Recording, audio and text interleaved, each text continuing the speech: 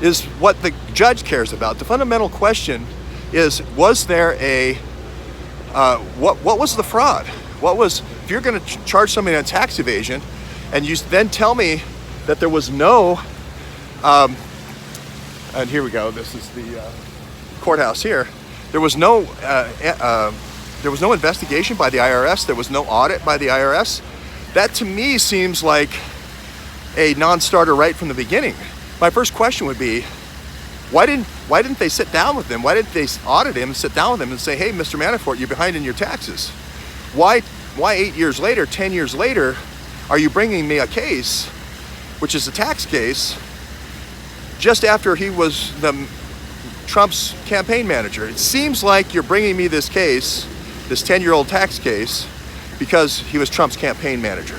That's what it seems like. As a matter of fact, not only I think he should say that, he already did say that. An NBC News reporter out here, and we don't know which one, made that comment yesterday. So that's the first problem with this case. The first problem is no IRS audit. The second key piece, the second key falling down point or break point in this case is Paul Manafort did not have signatory authority of the Cyprus accounts. No signatory authority, no ticky, no washy.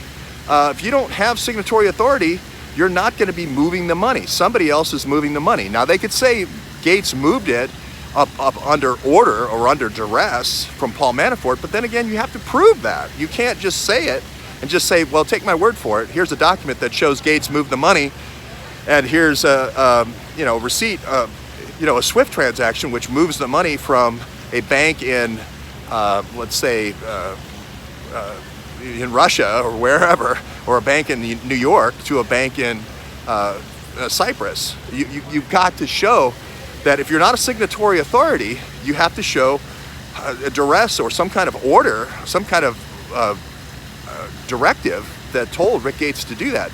Now, Rick Gates has a clouded history with intelligence services. So why are we dealing directly with Deripaska? Remember, the contract for these services is for $10 million between Oleg Deripaska and Paul Manafort. Why would Oleg Deripaska want $10 million of Manafort's time? Well, it's called weapons, to get weapons in the Congress. Weapons for Africa, weapons for Central Asia, weapons for the Middle East. Without the weapons, your gang has no weapons. It's great to have a gang, but you have to have a gang, a weaponized or an armed gang in order to take area in Africa, let's say Angola, where Paul Manafort's been involved in doing PR. Central African Republic, we just had three Russian journalists killed there. Sierra Leone, where there's a great deal of bauxite deposits. Montenegro, where Oleg Deripaska also has a great deal of play with aluminum. We have a titanium play going on between Firtash and Deripaska. All these places, all these conflict areas require weapons. The key broker that would misuse or divert weapons intended for Ukraine would be Mogilevich. Mogilevich is the Russian who is in Cyprus that's brokering these weapons and moving them around the world. Now, to me, it seems like, if I was the judge, I would say, hey, you know what this seems like? This seems like an arms brokering scheme between the CIA on the Gates side and the Russian-Ukrainian gang that you're using for taking different resources, right, around the world, to different areas and different resources. And you're using this to gain energy markets. You're using this to gain, Mr. Deripaska is Russ All. He's the head of the largest aluminum company, one of the largest aluminum companies in the world. Mr. Deripaska has tried to corner the market in titanium and tried to squeeze the largest buyer of titanium in the world, Boeing Aircraft. Mr. Deripaska has plays with Mr. Gertler in the Democratic Republic of Congo, in the Shinkolobwe band of uranium mines. We have Deripaska being involved in Angola, in the area of oil deposits. So these are Looks like the court's going to be reconvening here. We're going to go. But these are the key motivations, the modus operandi and the motives that judges look to. And they say, hey, Paul Manafort seems to be the PR guy. He seems to be the guy inside Congress that was effecting Congress giving weapons to the Ukrainians, but the Ukrainians are the ones that move these weapons to different areas around the world. Paul Manafort didn't move these weapons. It seems like it was just under the instruction of Rick Gates. The money was being moved to Cyprus to a Russian mob figure to move this money, and all over the world. A lot of it didn't end up in the Ukraine. So why are you trying to tag Paul Manafort with this? It doesn't seem like Paul Manafort's involved in this. Now, Paul Manafort also, we've discovered documents that said he cooperated completely with the FBI in 2014 when this subject came up, way before he ever became involved in the Trump campaign.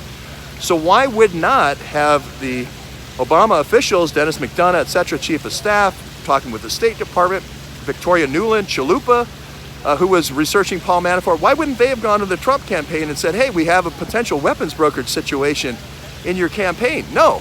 They actively, Chalupa, acting as an agent of the DNC, actively encouraged Paul Manafort to join the Trump campaign. Is some maybe quid pro quo for not pursuing legal action against him? We don't know, but it just seems like a definite blind eye was turned, and Paul Manafort seemed to be inserted into the Trump campaign as an operative. We don't know if he's an informant yet. We are told that the 80 pages of FISA will be read in Congress 20 days from now when Congress returns. That's way too late. The public needs to know this now. The president needs to immediately declassify those 20 pages on the FISA so that we all can learn how the heck all this happened. This is a case where somebody's going to get 308 years for not having signatory authority of accounts in Cyprus, right? Never being audited by... If you were never audited by the IRS and all of a sudden you were over here standing in an orange jumpsuit, right, looking at 308 years, and you don't know what transactions or what happened in your accounts that you were involved in, you'd be quite surprised. Now, there is one last transaction, which is a $10 million loan, supposedly, which was a down payment for an $885 million real estate play that Mr. Manafort did make a down payment on. But again, he's acting as an agent on behalf of a foreign actor, which is Oleg Deripaska. Again, that was a $10 million down payment, supposedly a loan. They had Paul Manafort's XXX LLC put that $10 million down. He didn't register for that, but again, what was the foreign operative doing buying into this property? If there's a problem, much like Tony Podesta's problems with the Foreign Agent Registration Act, you make them aware of it. Mike Flynn had a similar issue. You make them aware of it, and then you correct it. Now, it wouldn't be 300 years. No one in these cases, Tony Podesta has never been brought in front of a court yet, and Mike Flynn certainly hasn't for that either, and it's nowhere near a 300-year sentence. So this, again, is a sucker punch. It seems like a sucker punch. We just have to see, first of all, will we see Gates? We're going to go back in right now. The court's reconvening. We'll come back to you a little bit later.